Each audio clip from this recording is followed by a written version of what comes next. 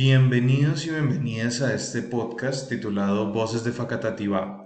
Mi nombre es Miguel Ángel Leal Lugo, soy estudiante de Psicología de la Universidad Nacional Abierta de Distancia del curso Construcción de Subjetividades. En este episodio voy a compartir algunas reflexiones sobre cómo los factores socioculturales influyen en la experiencia traumática y en la configuración de la subjetividad, a partir del análisis de dos entrevistas realizadas en el municipio de Facatativá, una a una docente y otra a un líder de la zona rural. Para comenzar, es importante aclarar desde qué perspectiva estamos hablando de trauma. Tradicionalmente, la psicología clínica ha entendido el trauma como un asunto principalmente individual, centrado en diagnósticos como el trastorno de estrés postraumático. Sin embargo, autores como Amalio Blanco y Darío Díaz proponen la noción de trauma psicosocial, recordando que toda experiencia traumática se sitúa en unas coordenadas históricas, sociales, económicas y políticas concretas. Es decir, que el sufrimiento de las personas no se puede separar de las condiciones de desigualdad, exclusión y violencia en las que viven.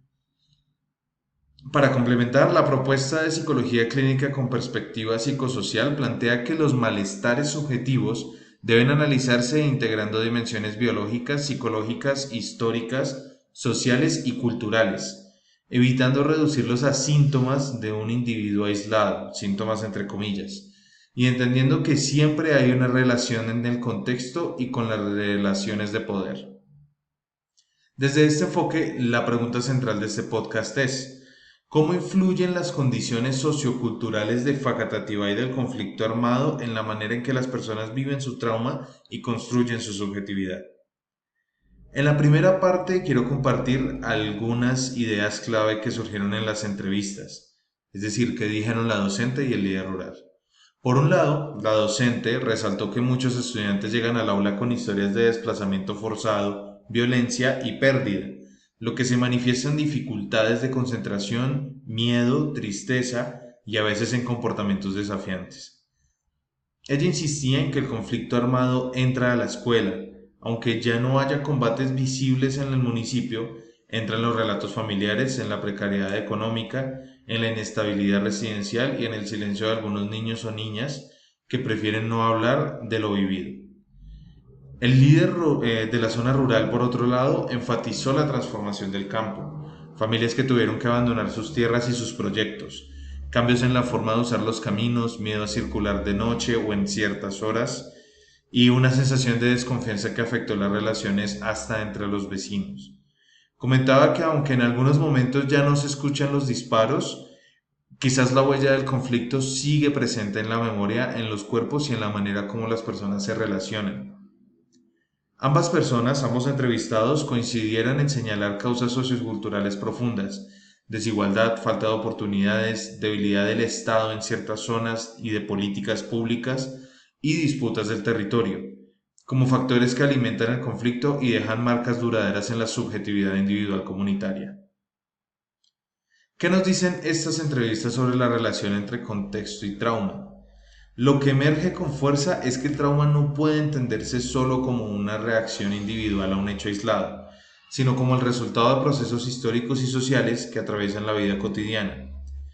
Ambas personas muestran que el conflicto armado en Facatativá se inscribe en un trauma de desigualdad, abandono institucional y disputas, en algunos casos, por el territorio. Impactan el proyecto de vida, el autoestima, la confianza y el sentido de pertenencia. Desde la perspectiva de trauma psicosocial, el sufrimiento se vuelve una normal anormalidad de sociedades marcadas por relaciones de opresión, como plantean Blanco y otros autores. ¿Cómo se ve afectada la subjetividad de las personas que han vivido este contexto? En las entrevistas aparece una subjetividad atravesada por el miedo, la desconfianza y el desarraigo.